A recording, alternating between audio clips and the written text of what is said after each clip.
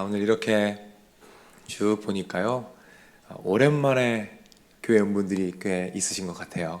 여러분들 너무너무 감사합니다. 이렇게 와주셔서 감사드리고, 오늘 하나님께서 여러분들을 꼭 만나주실 줄 믿습니다. 우리 앞뒤 좌우에 계신 분들에게 인사할게요. 예수님께서 오셨습니다. 인사하겠습니다.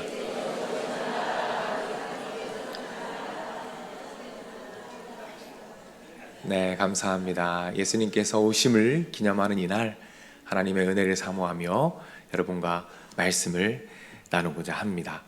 여러분, 안면 인식 장애라는 거 혹시 들어보셨나요? 네, 이게 뭐냐면 간단합니다. 사람의 얼굴을 못 알아보는 거예요. 심지어는 가까운 가족의 얼굴도 몰라보는 경우가 있다고 합니다. 심한 경우에는 진짜입니다. 거울을 보고 자기 자신을 몰라본대요. 굉장히 심각하죠. 우리 옆 사람 보고 한번 얘기해 볼까요? 저 알아보시겠어요? 네, 제가 보니까 여기에는 이 장애가 있는 분은 없는 것 같아요. 네, 다 알아보시는 것 같습니다. 이 안면인식 장애가 있는 분들은 사실 굉장히 힘든 삶을 산다고 합니다. 생각해 보십시오. 사람들을 못 알아보니까 대인관계가 얼마나 어렵겠습니까? 직장 생활도 당연히 불가능하겠죠. 통계를 보니까 전 세계 인구의 한 2% 정도가 이 장애를 앓고 있다고 합니다. 그러니 누군가를 알아보는 것이 당연한 것 같지만 굉장한 축복이라는 것을 우리가 알 수 있습니다. 그런데 성경에 보면 이 안면인식 장애를 가지고 있었던 한 사람이 등장합니다. 물론 영적인 의미에서죠. 바로 예수님을 신문하고 십자가에 못 박도록 내어준 빌라도였습니다. 이 본디오 빌라도는 예수님을 신문했어요.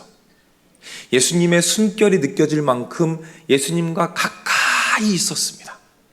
그런데 어땠습니까? 예수님이 누군지 알아보지 못했습니다. 그 예수님이 하나님의 아들이라는 것을 전혀 알아보지 못하고 예수님을 외면했던 것이죠. 그러나 오늘 본문의 동방박사들은 조금 달랐습니다. 동방박사에게 잘들 아시죠? 예수님을 만나기 위해서 먼 곳에서 왔습니다. 예수님이 계신 곳으로 들어갔어요. 그리고 예수님을 봅니다.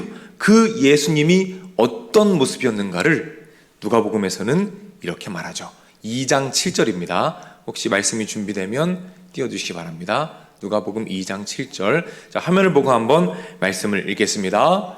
첫 아들을 낳아 강보에 싸서 그 위에 뉘었으니 이는 여관에 있을 곳이 없음이로라. 예수님께서 어디에 누워 계셨다고요?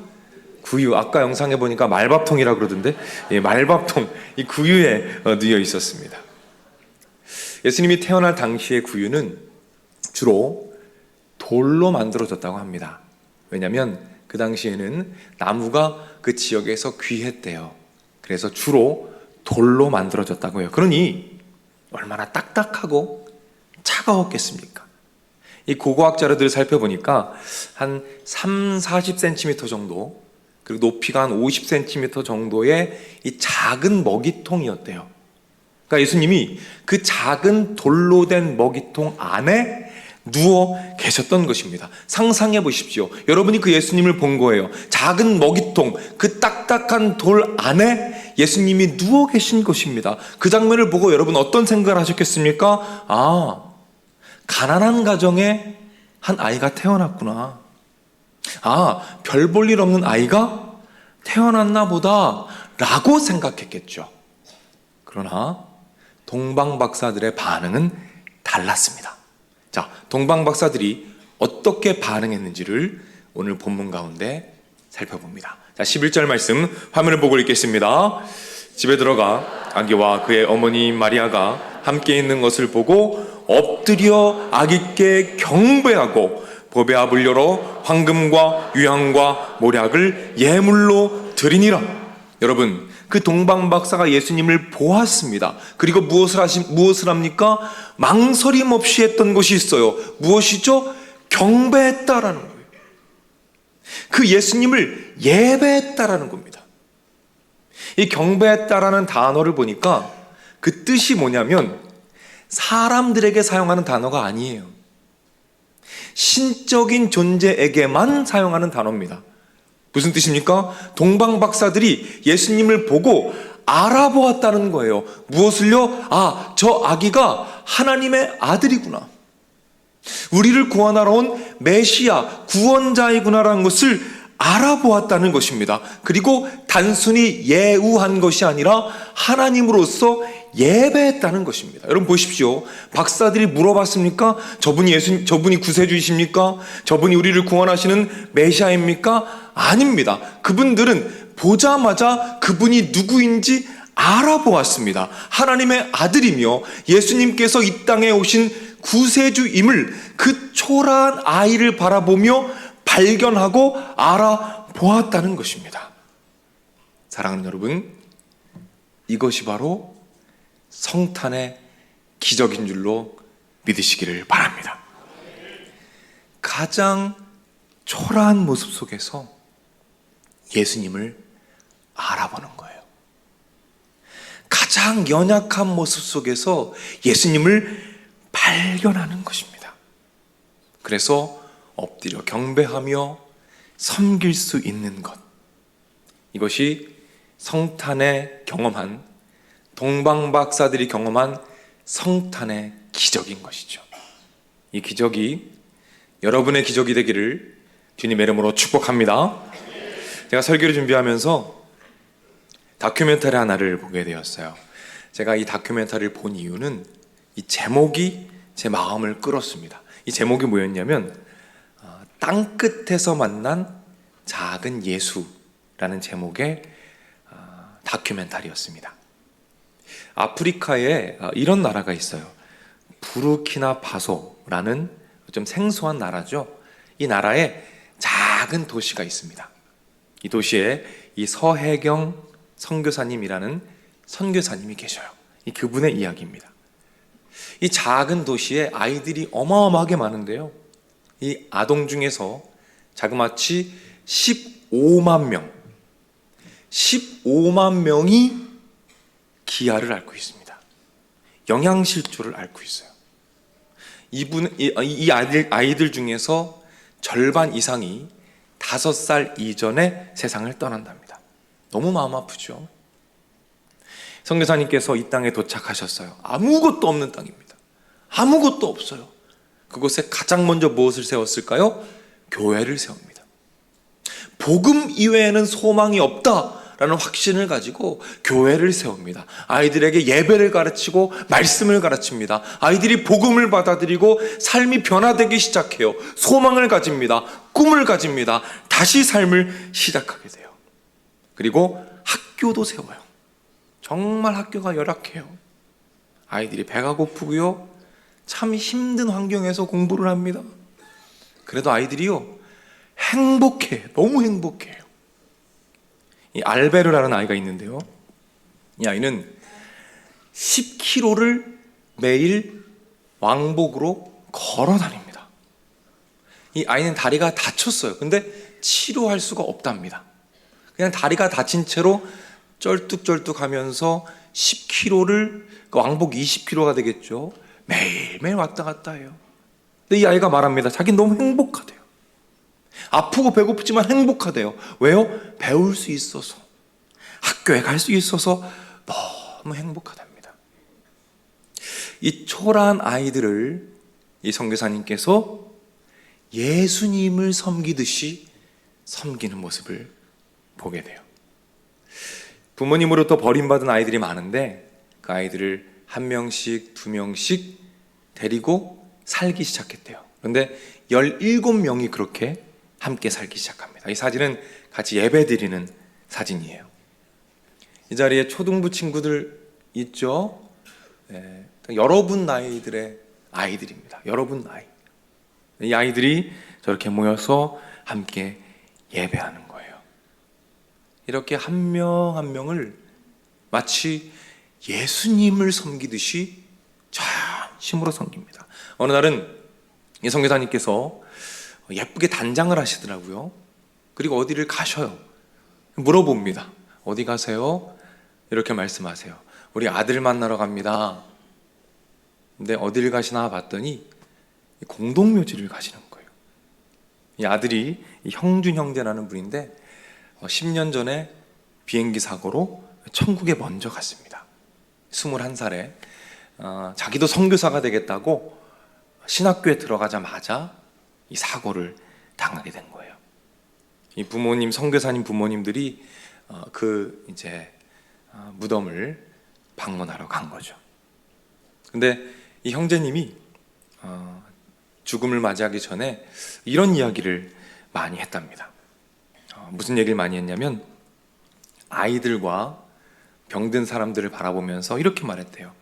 엄마, 저 사람들이 예수님일지도 몰라.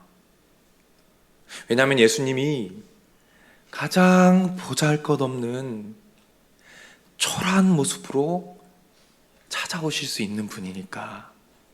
그러니까 엄마, 항상 예수님 섬기듯이 저 사람들을 섬겨줬으면 좋겠어. 이런 이야기를 많이 했대요. 하늘나라로 간 이 형준이라는 형제는 성탄의 기적을 경험했던 청년입니다. 왜 그렇죠? 그 초라한 아이들 모습 속에서, 그 초라한 아이들의 모습 속에서 예수님을 발견하는 기적을 경험한 거예요. 그렇게 땅끝에서 작은 예수를 만나는 기적을 경험하며 살아갔던 것이죠. 이 선교사님은 이 아들의 말을 깊이 새기고 이 아이들을 정말 예수님 섬기듯이 섬깁니다. 동방 박사가 아이들 속에서 아이 속에서 예수 그리스도를 발견했던 것처럼 이 선교사님도 초라한 아이들 속에서 예수님을 발견하고 그분을 섬기고 그분을 예배하는 것이죠. 이 영상을 보는 중에 하나님께서 묵상하게 하신 말씀이 있었습니다. 마태복음 25장 말씀이었어요. 예수님께서 자신을 임금이라고 비유하시면서 이런 말씀을 하십니다. 마태복음 25장 35절입니다. 자, 말씀을 한번 화면을 보고 읽겠습니다. 내가 줄일 때에 너희가 먹을 것을 주었고 목마를 때에 마시게 하였고 나그네 되었을 때에 영접하였고. 예수님 말씀하시죠. 너희들이 나를 이렇게 섬겨주었구나. 너무너무 고맙다. 그때 하나님의 백성들이 말하죠. 아니요 예수님, 저희는 예수님을 섬겨드린 적이 없습니다. 그때 예수님께서 이렇게 대답하십니다. 25장 40절이죠. 제가 읽어드릴게요. 내가 진실로 너희에게 이르노니 너희가 여기 내 형제 중에 지극히 작은 자 하나에게 한 것이 곧 내게 한 것이니라. 예수님 말씀하시는 거예요. 내가 가장 초라한 모습으로 너에게 찾아갔을 때 네가 그 속에서 나를 발견하고 나를 섬겨주었고 나를 위해 기도해 주었구나. 정말 고맙구나. 이렇게 말씀해 주시는 것입니다. 사랑하는 여러분, 이번 성탄에 초라한 말 구유 안에 초라하게 누워 계신 예수님의 모습 속에서 우리의 구원자 예수님을 발견하시는 기적을 누리시기를 주님의 이름으로 축복합니다. 저 십자가 위에서 피 흘리고 있는 한 사람을 바라보며 우리의 구원자 예수님을 바라보시는 기적을 누리시기를 바랍니다. 특별히 오늘 오랜만에 교회에 와주신 분들, 오랫동안 교회에 떠나 있다가 오랜만에 이 예배 자리에 오신 분들, 특별히 이 기적을 경험하시길 바라요. 이 예배 가운데 예수님을 발견하시기 원합니다. 특별히 여기 있는 모든 분 여러분들, 오늘 하루 가족들의 연약한 모습 속에서 예수님을 발견해 주시기 바랍니다. 주변에 가장 연약한 자들, 가장 초라한 자들을 바라보며 그 속에서 예수님을 발견해 주세요. 여기 있는 유치부, 초등 1, 2부, 중고등부, 우리 다음 세대 친구들이 있죠. 여러분 학교에서 제일 초라하고 제일 연약하고 제일 외로운 친구 속에서 예수님을 발견해 주세요. 그때 이런 일이 가능해집니다. 골로새서 2장 3장 23절입니다. 무슨 일을 하든지 마음을 다하여 주께 하듯 하고 사람에게 하듯 하지 말라.